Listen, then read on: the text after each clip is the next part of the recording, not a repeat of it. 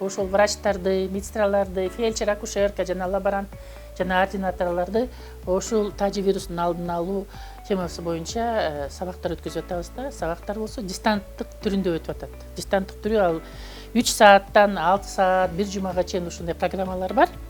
1 сентябрдан баштап 18 сентябрга чейин мына азыр жаңы 4 версия деген бизде руководство чыкты. Ошол руководство боюнча 1 сентябрдан 18 сентябрга чейин 2,5 миң медиктерди биз окутуп, дистанттык түрүндө жаңы информацияларды берип, анан мурунку презентацияларды оңдоп, ошолорго ошол 4 руководство боюнча, 4 версия боюнча жаңы информацияны киргизип, анан биздин медиктерге таратып атабыз. Кайра ошол медиктердин арасында врачтар, медсестралар, акушерка, лаборант, санитарка, технический работниктер бар, ординаторлор бар. Областтарга ошол бизде институтта 7 филиал бар.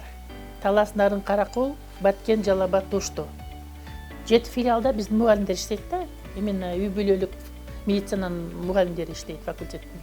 Анан ушуларга биз программаларды жиберебиз. Ошол программа боюнча алар ошол жерде жашап аткан, иштеп аткан медиктерди чакырат.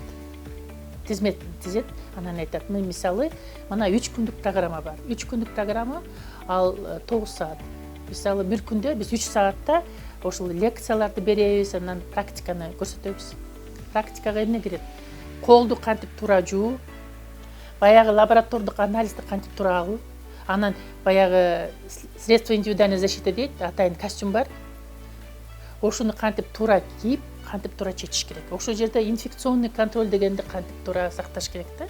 Эгерде ошол медик жумушчулар, работниктер туура эмес колдонсо ошол заттарды, анда кандай алдын алуу болот? Наоборот, биз тартабыз да ошол тажы вирусун. Ошон үчүн ушундай бизде максат турат. Биринчи теория сабагын берүү, анан практика менен ошону бекитүү да.